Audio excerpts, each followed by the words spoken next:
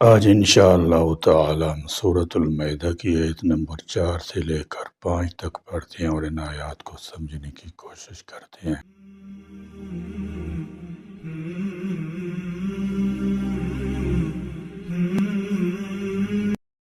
اعوذ باللہ من الشیطان الرجیم، بسم اللہ الرحمن الرحیم۔ یسألونک ماذا احل لهم قل أحل لكم الطيبات وما علمتم من الجوارح مكلبين تعلمونهن مما علمكم الله فكلوا مما أمسكن عليكم واذكروا اسم الله عليه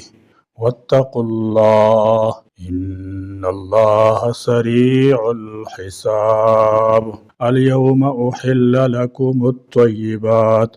وطعام الذين أوتوا الكتاب حل لكم وطعامكم حل لهم والمحصنات من المؤمنات والمحصنات من الذين أوتوا الكتاب من قبلكم إذا آتيتموهن أجورهن محصنين غير مسافحين ولا متخذي أخدان ومن يكفر بالإيمان فقد حبط عمله وهو في الآخرة من الخاسرين۔ یسألونک، آپ سے پوچھتے ہیں، ماذا کیا، احل حلال کیا گیا، لہم ان کے لیے، قل کہہ دیں، احل حلال کی گئی، لکم تمہارے لیے، الطیبات پاک چیزیں، وما اور جو، علمتم تم صدو۔ قرآن نے حلال و حرام کے سلسلے میں ایک اصول مقرر کر دی ہے کہ جو چیز پاکیزہ ہو، انسان کی فطرت سلیم جس کی طرف مائل ہو وہ حلال ہے، اور جو چیز گندی اور خبیث ہو اور فطرت سلیمہ اس سے گریز کرتی ہو وہ حرام ہے۔ لیکن کیا کیا جائے کہ انسان بعض اوقات گندی چیزوں کا اپنے آپ کو خوگر بنا لیتا ہے اور اس کی مسخ شدہ فطرت اسی کی طرف پروانہ وار گرنے لگتی ہے۔ اس لیے اللہ تعالی جل شانہ نے حلال و حرام کی تفصیلی احکام اتارے۔ اب نباتاتوں یا حیوانات شریعت نے جن کو حلال قرار دیا ہو وہ طیبات ہیں، اور جن کو منع کیا ہو وہ خبائث ہیں۔ من الجوارح، شکاری جانور سے، مکلبین، شکار پر دوڑائے ہوئے۔ امام ابو حنیفہ رحمۃ اللہ تعالی علیہ جوارے کے لفظ سے یہ مسئلہ بھی نکالتے ہیں کہ شکاری کتے نے جس شکار کو پکڑا ہے اس کا زندہ ہونا بھی ضروری ہے۔ اگر شکار زخمی نہیں ہوا تو پھر بھی وہ جائز نہیں ہوگا۔ بہرحال ان کے نزدیک شکار کے حلال ہونے کے لیے ضروری ہے کہ کتا تربیت یافتہ ہو، اسے چھوڑتے وقت بسم اللہ پڑھی جائے، شکاری جانور شکار میں خود کچھ نہ کھائے اور شکار زخمی بھی ہو۔ اگر شکار ان شرائط کے ساتھ ہوا ہے تو وہ حلال ہوگا ورنہ نہیں۔ تعلمونہن، تم انہیں سکھاتے ہو، مما اس سے جو، شکاری جانور کے ذریعے شکار کیے جانے والے جانور کے حلال ہونے کے لیے 4 شرطیں بتائی گئی ہیں۔ اول یہ کہ ان کو شکار کی تربیت دی گئی ہو، دوسری ان کو شکار پر چھوڑا گیا ہو، نہ یہ کہ وہ خود شکار پر جھپٹ پڑے ہوں، تیسرے انہوں نے شکار کو بھیجنے والے کے لیے روک رکھا ہو، نہ یہ کہ خود کھانے لگیں، چوتھے ان کو بھیجتے ہوئے ان پر بسم اللہ بھی کہا گیا ہو۔ یہ 4 شرطیں اس آیت میں مذکور ہیں۔ اور عدی بن حاتم کی حدیث میں بھی یہ 4 شرطیں آ گئی ہیں۔ آپ صلی اللہ تعالی علیہ وسلم نے ارشاد فرمایا، جب تم اپنے تربیت یافتہ کتے کو چھوڑو اور اس پر اللہ کا نام لو، پھر وہ تمہارے لیے شکار کو روک رکھے تو کھاؤ، اگر خود کھانے لگے تو نہ کھاؤ کہ مجھے اندیشہ ہے کہ اس نے اس کو اپنے لیے روکا ہو۔ جانور کو سدانے کا طریقہ کیا ہو، قرآن اس کی تفصیل بیان نہیں کی ہے۔ کتے کے بارے میں تو مذکورہ حدیث سے معلوم ہوتا ہے کہ تربیت یافتہ ہونے کی علامت یہ ہے کہ وہ شکار کو خود نہ کھائے، بیچنے والے کے لیے روک رکھے۔ پرندوں کے بارے میں فقہا نے لکھا ہے کہ اسے شکار پر چھوڑا جائے تو جھپٹ پڑے، اور بیچ راستے سے بھی واپس بلا لیے جائے تو واپس آ جائے۔ جوار شکار کرنے والے جانور کو کہتے ہیں، کتا ہو یا کوئی اور جانور۔ علمکم، تمہیں سکھایا، اللہ نے، فکلو، پس تم کھاؤ، مما، اس سے جو، امسکنا، وہ پکڑ رکھیں، علیکم، تمہارے لیے، وَاذْكُرُوا اسْمَ اللَّهِ، اور یاد کرو نام اللہ کا، علیہ، اس پر، وَاتَّقُوا اللَّهَ، اور اللہ سے ڈرو، ان اللہ، بے شک اللہ، سریع، جلد لینے والا ہے، الحساب، حساب۔ اس آیت میں کھانے پینے کی اشیاء کی علت و حرمت کے متعلق ایک عظیم الشان اصول دیا گیا ہے، جسے فقہی زبان میں یوں ادا کیا جاتا ہے کہ ہر چیز کی اصل اباحت ہے، اور اس کا مطلب یہ ہے کہ کھانے پینے کی تمام اشیاء دو شرطوں کے ساتھ تمہارے لیے حلال ہیں۔ ایک یہ کہ وہ چیز پاکیزہ اور صاف ستھری ہو، گندی، باسی، سڑی ہوئی اور بدبودار نہ ہو۔ دوسرا یہ کہ اس کے متعلق شریعت میں یہ صراحت نہ ہو کہ وہ حرام ہے۔ اس طرح حرام اشیاء کا دائرہ بہت محدود ہو جاتا ہے اور حلال اشیاء کا دائرہ بہت وسیع ہو جاتا ہے، جبکہ اس آیت کے نزول سے پہلے عموماً یہی سمجھا جاتا تھا کہ حلال صرف وہ چیز ہو سکتی ہے جس کے متعلق شریعت میں واضح ثبوت موجود ہو، جیسے کہ اس آیت میں مسلمانوں کے یہی سوال کرنے سے بھی ظاہر ہوتا ہے۔ اس آیت کے ذریعے اللہ تعالی جل شانہ نے سابقہ نظریے کو بدل کر اور حلال اشیاء کا دائرہ وسیع کر کے مسلمانوں پر احسان عظیم فرمایا ہے۔ شکاری جانوروں میں پرندے بھی شامل ہیں، جیسے باز اور شکرا وغیرہ، یعنی کتا، چیتا، باز، شکرا، جسے بھی یہ بات سکھائی گئی ہو کہ وہ شکار کو اپنے مالک کے لیے روک رکھے گا، خود اس میں سے کچھ نہ کھائے گا۔ اس آیت تشریح کے لیے آپ صلی اللہ تعالی علیہ وسلم نے فرمایا، جب تم اپنا تیر چھوڑو تو بسم اللہ کہہ لو۔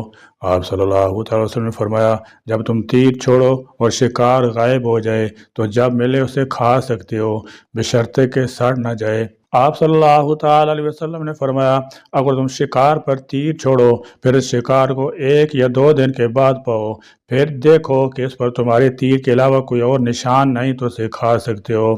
اور اگر وہ شکار پانی میں گر پڑا ہو تو اسے مت کھاؤ۔ آپ صلی اللہ تعالی علیہ وسلم نے فرمایا، اللہ تعالیٰ نے ہر چیز میں احسان کرنا فرض کر دیا ہے، لہذا جب تم نے کسی جاندار کو مار دیا یا ذبح کر دیا تو احسن طریقہ سے مارو، یعنی اپنی چھری وغیرہ کو خوب تیز کر لو تاکہ اس مذبوحہ جانور کو کم سے کم تکلیف ہو۔ الیوم، آج، احل، حلال کی گئیں، لکم، تمہارے لیے، الطیبات، پاک چیزیں، وطعام، اور کھانا، الذین، وہ لوگ جو، اوتوا الکتاب، کتاب دیے گئے۔ یہاں تو عام کھانا سے مراد ذبیح ہے، یعنی عام غیر مسلموں کا تو ذبیحہ حرام ہے، لیکن اہل کتاب کا ذبیحہ حلال ہے۔ حل لکم، حلال ہے تمہارے لیے، وطعامکم، اور تمہارا کھانا، حل لہم، حلال ہے ان کے لیے، والمحصنات، اور پاک دامن عورتیں، من المؤمنات، مومن عورتوں سے، والمحصنات، اور پاک دامن، من الذین، وہ لوگ جو، اوتوا الکتاب، کتاب دی گئی،